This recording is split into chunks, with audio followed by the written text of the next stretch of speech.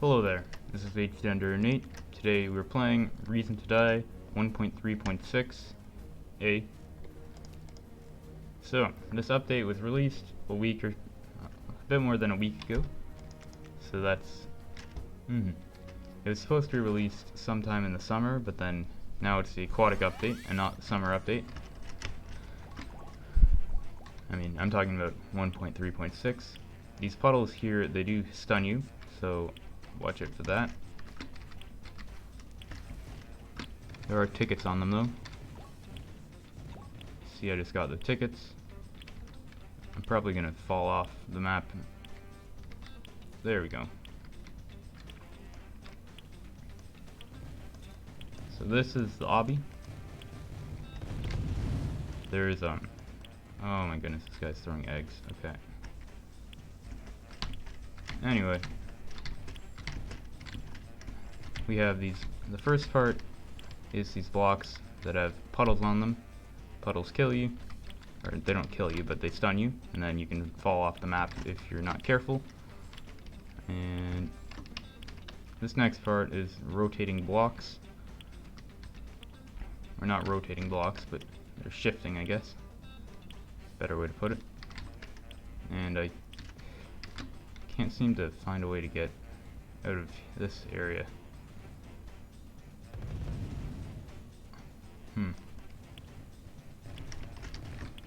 I think if I can get to this block, then I can get it. It's more of a puzzle than I don't know, than like actual parkour, which is good. It's actually kind of fun. I haven't actually got past it yet. That's just because haven't been very careful. But yeah, we won the obby. The obby's pretty straightforward. We have how many people? I'll check in the other thing. It's easier to count them in. 5. 1, 2, 3, 4, 5. Okay, we have like 29 people, so that should be enough. So anyway, things that I recommend for the boss fight, pretty much the same as any other boss fight. Tactical one is the cheapest way you can get an extra clip. Sometimes you'll want a bulldozer one to get the 2 clips, but then jetpacks are also important. Mount, you should get a duck mount because you can glide. The sleigh mount could work too, but I don't know, duck mount's better. Primary weapons should be M249, P90, maybe Scar. And if everyone in your server has the minigun and you decide that you're all going to use the minigun, you should use that. Because for secondary weapons, the peacemakers are the best option. But then, I'm going to turn my graphics down. The sun, if you turn the graphics down, the sun disappears.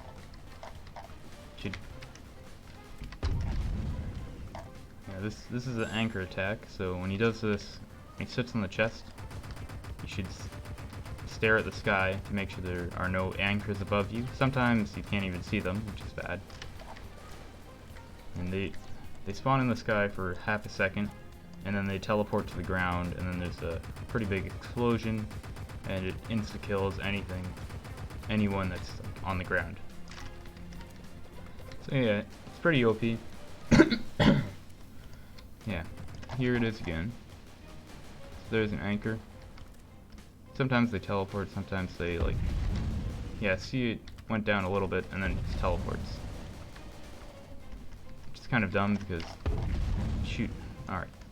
That wasn't even close to me, as you saw. It landed here and I was standing like here-ish. So the radius is really really too big.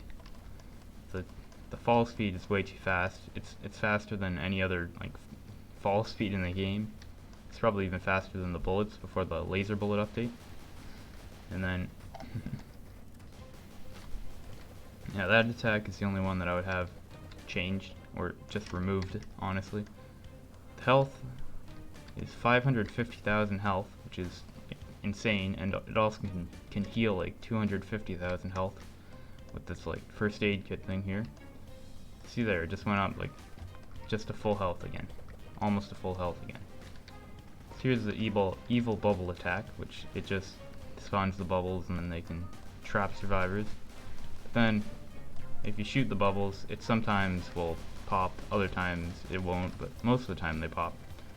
It's really not a great boss in terms of like glitches and bugs. So here are the jellyfish. This is kind of important. If you jump and hit one of the jellyfish, you'll get electrocuted and it can do like 10 to 40 damage, depending on how. It doesn't really depend, it's kind of random. Seems to be spamming the anchor attack. He has a spinning attack where he will go on the ground with his tentacles splayed out and then spin around, and then he'll kind of bounce around the map or glitch around the map depending on how you think of it. And the speed is it's supposed to be consistent, I'm pretty sure, but then sometimes he'll just stop and then time lapse around a little bit. Depends on how good the server is.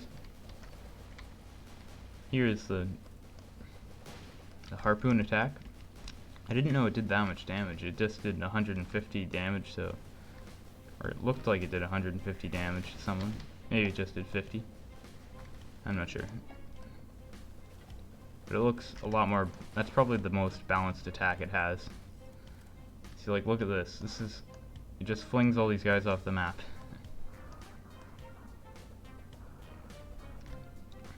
This is, honestly, it's probably one of the worst bosses R2DA has had.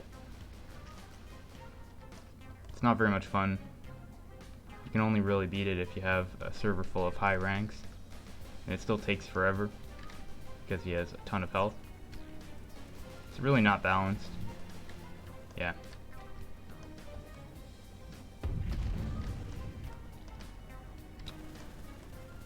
It's not fun.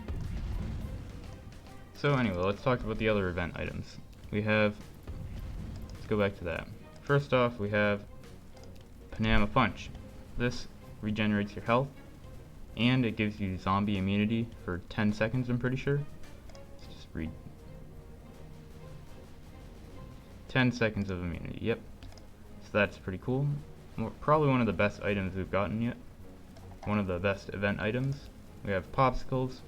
They regenerate your stamina. Or I think they give you infinite stamina for a certain amount of time. You have the camera, sort of like acts the same way as the flash grenade does, except instead of being like a grenade and having the blast in like a circle, it's only to where you point the camera, which is pretty cool. We have the magnet back, and we have floaters. Floater is pretty similar to the swim ring, except the floater gives you floating. So yeah, that's pretty cool.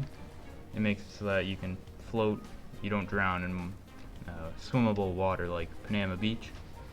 It doesn't work in insta-kill water, unfortunately. Actually, it's probably better that way.